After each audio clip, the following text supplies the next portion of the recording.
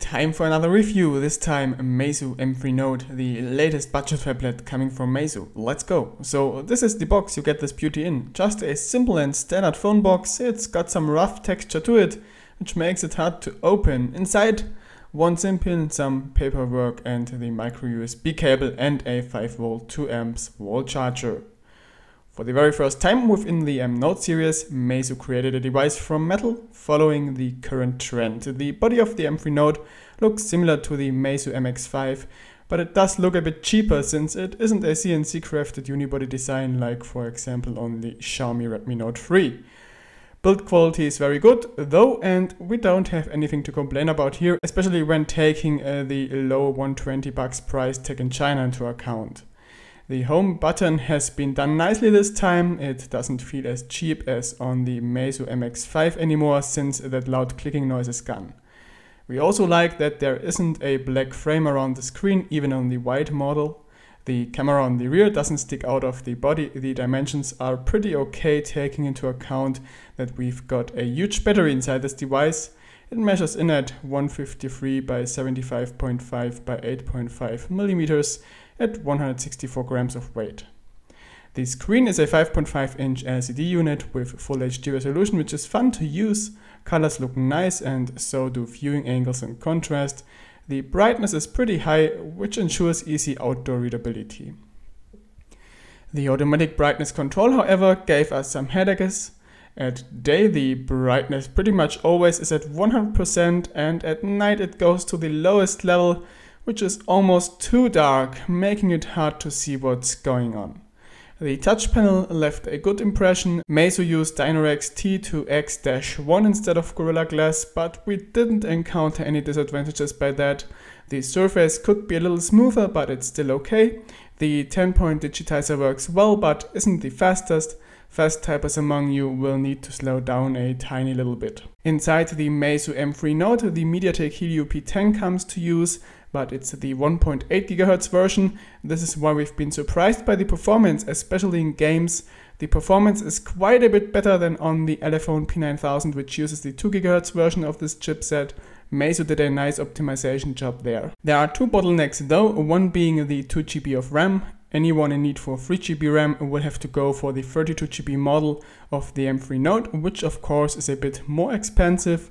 Another one is the slow internal memory, which isn't faster than a TF card. We really don't get what Meizu thought when they picked this memory. The slow memory causes apps to take longer to load and also increases boot time. Sensor-wise, everything important is present on the Meizu M3 Note, and that includes a magnetic field sensor and gyroscope. A step counter is missing. The fingerprint scanner embedded into the home button is as fast as on the Meizu Pro 6, but we are sure it can.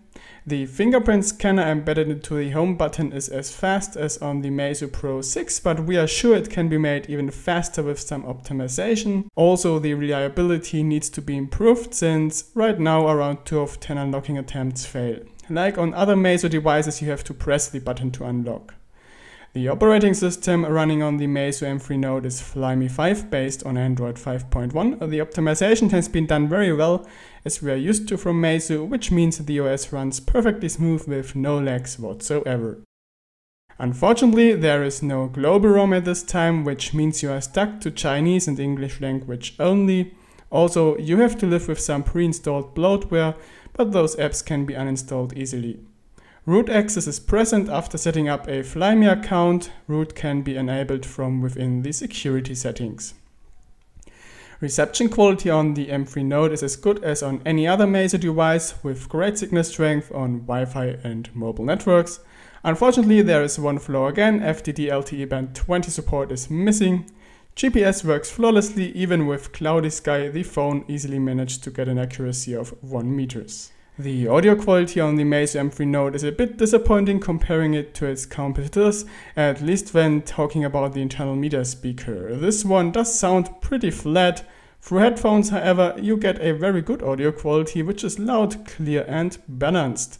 Telephony quality on the M3 Note is pretty good, and the noise cancelling does work well thanks to the dedicated mic. The camera inside the Meizu M3 Note is a 13 megapixel unit with an f2.2 aperture, the front camera a 5 megapixel unit with f2.0 aperture.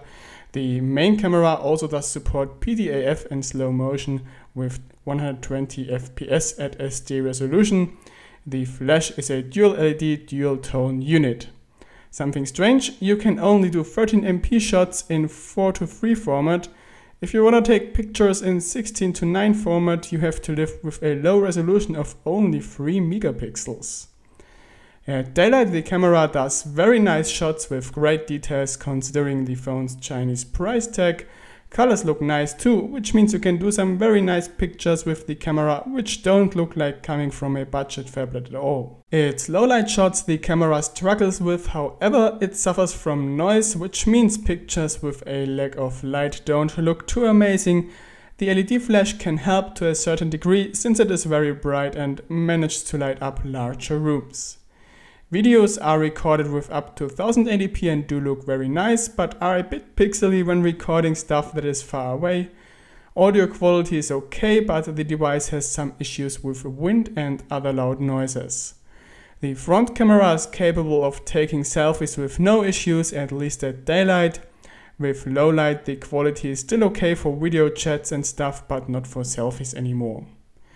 The battery life is what we'd call the main reason for a Meizu M3 Note purchase.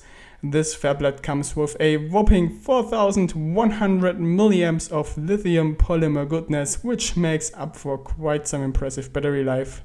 Hell, sometimes we had issues getting that thing empty, which can be quite annoying when reviewing devices. With mediocre use, we managed to squeeze about 3 to 4 days of battery life out the cell. More intense usage, and that includes GPS and the camera, resulted in 2 days. Geekbench 3 battery test resulted in a screen on time of 10 hours and 26 minutes at 40% screen brightness and an efficiency score of 6216.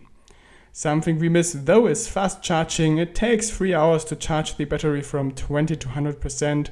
Anyway, that's still acceptable considering that immense battery life. The final conclusion? Well, Meizu shows what can be done at a low price tag here. Of course, the Meizu M3 Note is not flawless.